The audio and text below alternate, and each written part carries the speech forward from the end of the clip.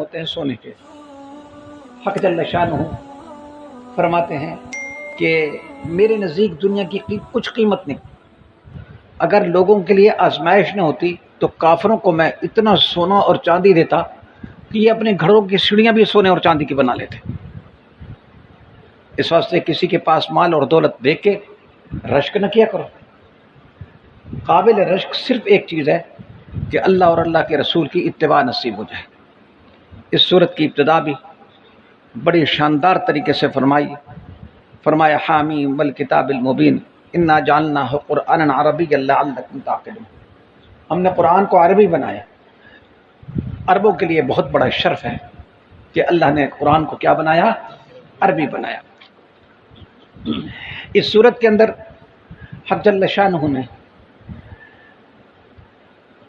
مشرکین کی ایک بد رسم کا رد کیا اور فرمایا ام اتخذ مما یخلق بنات واصفاکم بالبنین۔ وہ کہتے تھے الیاذ باللہ کے فرشتے اللہ کی لڑکی ہیں۔ اللہ فرماتے تھے کہ اللہ نے تمہارے لیے لڑکے چن لیے، اپنے لیے لڑکے چن لیے۔ اس کا یہ مطلب نہیں ہے کہ اگر الیاذ باللہ خدا کے لیے لڑکے رکھتے تو اللہ خوش ہو جاتے، نہیں، بلکہ اس کا مقصد یہ ہے کہ اخراج الکلام علی اعتقاد المخاطب۔ اس کا مطلب یہ ہے کہ جس کو تم ٹھیک نہیں سمجھتے وہ چیز اللہ کے لیے تم پسند کرتے ہو۔ پھر فرمایا کہ تمہارا حال تو یہ ہے وَإِذَا بُشِّرَ أَحَدُهُم بِمَا ضَرَبَ لِلرَّحْمَنِ مَثَلًا وَلَّ وَجْهُهُ مُسْوَدًّا وَهُوَ كَظِيمٌ۔ جب کسی کو خوشخبری دی جاتی ہے کہ تیری لڑکی پیدا ہو گئی ہے، اس کا چہرہ بے رونق ہو جاتا ہے، غم سے گھٹنے لگ جاتا ہے کہ لڑکی کو اپنے پاس رکھوں یا زندہ درگور کروں۔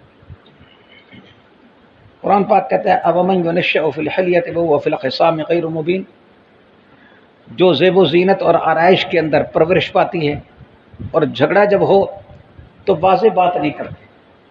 عورت فطری طور پر ناقصات العقل والدین ہے، عقل بھی ناقص، دین بھی ناقص۔ اب صاحب ظاہر بات ہے کہ جب لڑے گی تو لڑائی کے اندر تو دلیل کی ضرورت ہوتی ہے، دلیل کی بنیاد عقل ہوتی ہے، عقل یہاں پر ناقص ہوتا ہے۔ تو اس واسطے عورتوں سے معاملہ کرنے میں حکمت کو اپنانا چاہیے۔ ہمارے استاد ہمیں حدیث پڑھا رہے تھے، انہوں نے کہا کہ معاملات خراب اس لیے ہوتے ہیں کہ آدمی یہ سمجھتا ہے کہ عورت میری متواضع شخصیت ہے، حالانکہ متواضع شخصیت نہیں، وہ تو کیا ہے بہت کم درجے کی ہے تیرے سے۔ عورت کے ساتھ معاملہ ایسے کرو جیسے بچوں کے ساتھ کرتے ہو۔ جس طرح بچوں کی اوٹ پٹانگ کو تم سنجیدگی سے نہیں لیتے، اس طرح عورت کی بھی اوٹ پٹانگ بے قاعدہ بات کو سنجیدگی سے نہ لو، پھر معاملہ ٹھیک رہے گا۔ اور اگر تم نے نیلے کا تیلا مارا تو پھر مسائل الجھیں گے ہی، گڑبڑ ہوں گے۔ معاشرت سیکھنی چاہیے۔ اس صورت کے اندر حق جل شانہ نے ابو جہل اور دوسرے بعض لوگوں کا ایک بات ذکر کی۔ انہوں نے کہا کہ اگر اللہ نے رسول بنانا ہی تھا تو طائف اور مکہ کے سرداروں میں سے کسی کو بناتے ہیں۔ وقالوا لولا نزل هذا القرآن على رجل من القريتين عظيم۔ قرآن ان پر نازل کیوں نہیں ہوا؟ قرآن نے کہا ہم یقسمون رحمت ربک، اللہ کی رحمت کو تم تقسیم کرنے والے کون ہوتے ہو؟ اس کا مقصد یہ ہے کہ اللہ نے جب دولت تقسیم کی تھی اور تم کو زیادہ دی تھی تو تم سے کوئی پوچھا تھا؟ یہ اللہ کی رحمت ہے، جس کو اللہ چاہے دے۔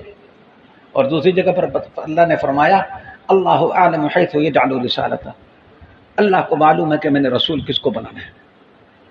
پھر اس کے بعد وہ بات جو میں نے ابتدا میں کہی تھی ولولا ان یکون الناس امۃ واحدہ، اگر اس بات کا اندیشہ نہ ہوتا کہ لوگ فتنے میں پڑ جائیں گے تو ان کافروں کو جو ہے نا بہت سونا اور چاندی دے دیا جاتا۔ اس واسطے آدمی سونا اور چاندی اور دنیا کے مال و دولت کو دیکھ کر پریشان نہ ہو، غلط فہمی میں نہ پڑے۔ اس کے بعد حق جل شانہ فرماتے ہیں وَمَن يَعْشُ عَن ذِكْرِ الرَّحْمَنِ نُقَيِّضْ لَهُ شَيْطَانًا۔ اللہ اکبر۔ جو آدمی اللہ کی یاد سے غافل ہو جاتا ہے نا تو اللہ پاک اس پر شیطان کو مسلط کر دیتے ہیں، وہ ہر وقت شیطان اس کے ساتھ رہتا ہے۔ آتا ہے کہ بھئی شیطان جو ہے نا انسان کے دل پر سونڈ لگا کے یوں بیٹھے، آدمی جب ذکر کرتا ہے تو پیچھے ہٹ جاتا ہے، جب غافل ہوتا ہے تو پھر سونڈ لگا لیتا ہے۔ اس واسطے حضرات ذکر کا بہت کہتے ہیں اور خود قرآن کریم میں بھی ذکر کا آیا یا ایھا الذین آمنوا اذکروا اللہ ذکرا کثیرا، جو ذکر نہیں کرتا پھر غافل ہو جاتا ہے. اسی واسطے کہتے ہیں اگر تو ذاکر نہیں تو غافل ضرور ہے، اور اگر تو غافل ہے تو شیطان کے شکنجے میں ضرور ہے.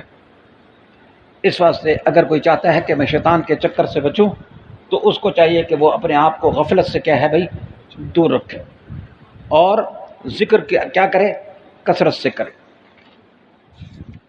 اگلی صورت کا نام ہے سورت